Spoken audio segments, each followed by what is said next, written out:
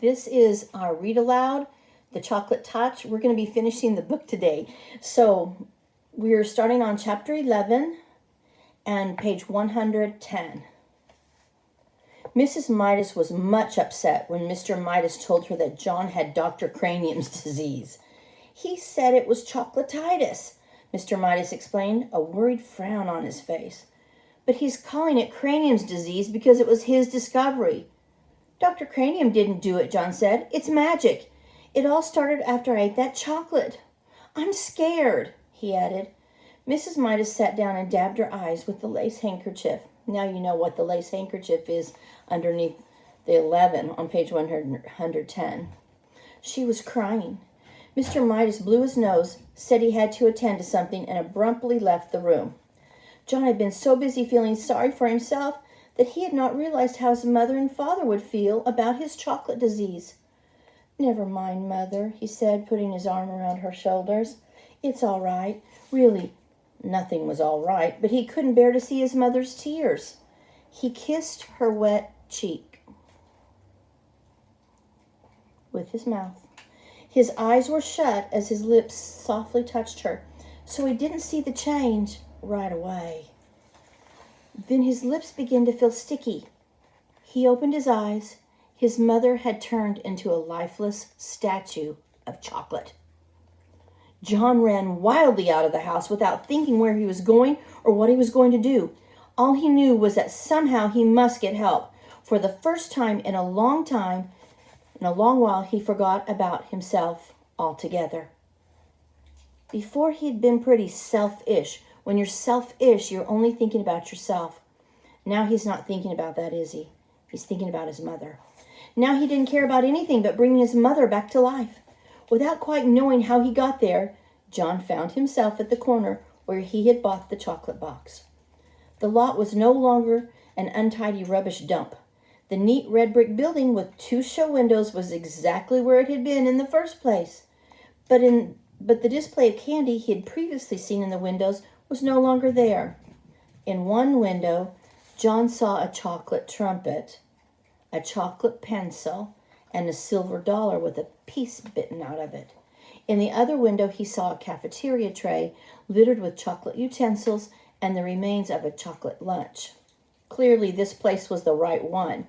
Clearly, the proprietor must know a lot about John's hateful chocolate touch. John rushed into the store.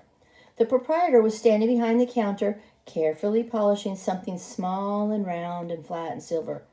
I was just thinking of you, he said. John had no time to waste on pleasantries. Remember the old coin I found and gave you, and you gave me a magic chocolate? He demanded. Without waiting for a reply, he babbled on. I ate it, and it made everything that touches my mouth turn to chocolate, and I kissed my mother, and now she's chocolate, and I've got to change her back. Easy now, murmured the storekeeper. Calm yourself. There was an expression of satisfaction in the old man's eyes. It's all your fault, John declared. If my mother isn't made better again, I'll fight you till you're dead. My goodness, the storekeeper exclaimed. Whose fault, did you say? Yours, John said. If you hadn't taken that money, I wouldn't have... Now, John, the storekeeper interrupted, I must insist on honesty. I'm glad to hear that you're thinking about your mother for a change. Unselfishness is important. But honesty is also important. If you'll be truthful, perhaps I can help you. John's ears reddened. It was becoming unmistakably evident to him that he had only himself to blame for all this unhappiness. He looked straight into the storekeeper's eyes. I'll do anything. I'll work for you all my life for nothing if you'll turn my mother back. You can turn me to chocolate instead if you want. The storekeeper apparently ignored John's offers. You were right, John, he said, when you guessed that I had something to do with your acquiring the chocolate touch. But you yourself earned the coin that bought the chocolate touch. Only greedy people can even see that kind of money. Dr. Cranium was right, up to a point. I suppose that one could say that you had chocolatitis, but it was just an outward sign of selfishness. My mother, John reminded the storekeeper frantically. My mother's turned to chocolate. Do something about it. Oh, please do something about it. I'm glad that you're concerned, the storekeeper commented unhurriedly. Part of your cure is to be concerned about other people. You've been so greedy that you didn't care what happened to other people. Oh, I know, John admitted woefully, but please decide about me later, and please make my mother better now. Well, John, the storekeeper said, if you had to choose between getting rid of your chocolate touch and restoring your mother to life, which would it be? For one moment, John couldn't help imagining a future of all chocolate meals. The thought was terrible, but then he thought of his mother as she had been when he had left her, a motionless chocolate statue, unable to speak, her chocolate hand still holding her lace handkerchief. Without further hesitation, John said, "Help my mother." "Well, John," the storekeeper said, "I'm going to give you another chance. When next you go to school, your chocolate pencil will be a real wooden pencil with lead in it." "But," John began to protest, "what did the pencil matter? The chocolate knife and fork and spoon you left on your tray in the cafeteria will have turned back to metal. Your chocolate trumpet will be a shiny golden one again." "But," John said, "don't worry about Dr. Cranium's spoon. He'll find a whole silver one on the floor where the broken chocolate one lay." "But how about," John said, "Susan Buttercup will discover that the chocolate stains on her party dress and her party shoes were nothing but water after all. Her silver dollar will be all right." John could stand the suspense no longer. "My mother!" he shouted. "What about my mother? Will she be all right?" The storekeeper smiled. "Why don't you run along home and find out?" he suggested. John turned without even saying goodbye and ran out of the store. The storekeeper went back to the disc that he had been polishing, a disc the size of a quarter.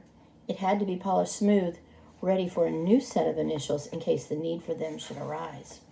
Chapter 12, page 121. The front door was open, and John rushed into the living room where he had left his mother.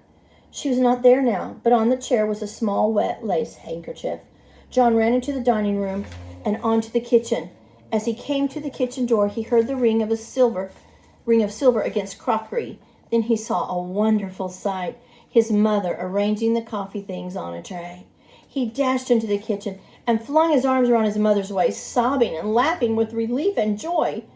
There, said Mrs. Midas, stroking the hair from John's forehead.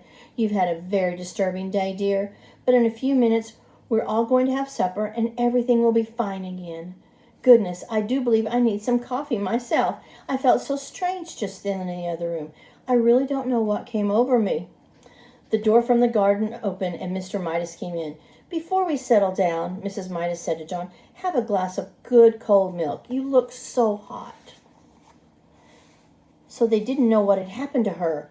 Well, John thought, he certainly wouldn't scare them by telling them. He watched gratefully as his mother took a frosty blue jug from the refrigerator and poured from it a glass full of icy, creamy milk. Trembling with nervousness, John tilted the glass against his open mouth. The liquid flowed in and down his throat and remained purely milky, deliciously milky, tasting of nothing but fresh, clean milk. After the first long, wonderful gulps, he suddenly recalled that he had not thanked the storekeeper for saving his mother. "Mother," he said, "may I go out for a minute? I'll be right back." "All right, John," she said, "but supper will be ready in 10 minutes. Don't keep us waiting." John ran briskly down the street until he came to the corner where he always turned right when he was going to Susan's house. There he turned left instead and started along the 2 blocks of unfamiliar street leading to the candy store. Soon he came to the corner where the red brick building had been. But there was no building and no store and, of course, no storekeeper.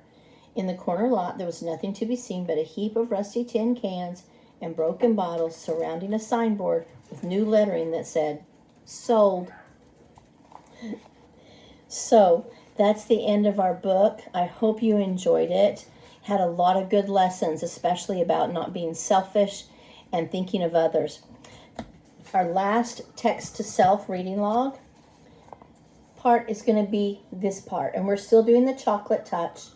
And in the last 2 chapters, what I thought was text-to-self, I was thinking John has had such terrible things happen. It just never seemed like it was going to get better. And then it did. So I'm going to tell you a story of my text-to-self right here. This is a picture of me and my daughter at SeaWorld, and our whole family was there. We had gone down for a weekend. We were living in Oklahoma. We went to Texas, and we were going to SeaWorld. Well, when we got there, the sign said that SeaWorld was closed. And my mother had coupons that said, it's open. So we were very, very disappointed. We had gone there just for that. My cousins had met us. We were all going to go to SeaWorld. What happened next was just like the story. What happened was my mother, while we were swimming in the pool at the hotel, thinking this is okay but not great because we want to be at SeaWorld, she was making phone calls and making phone calls. And guess what? We did get to go to SeaWorld. But what happened was we were the only ones in SeaWorld. We got a private tour. So not only had things gone so badly, but then they turned around and we got a free trip. And this is a picture of my daughter feeding the beluga whales at SeaWorld. We got a private tour. So things turned out all right in the end.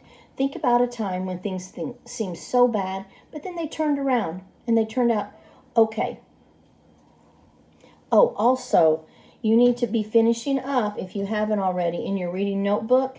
Make sure that you write a sticky note for chapter 11 and chapter 12 to end out our book in our reading notebook.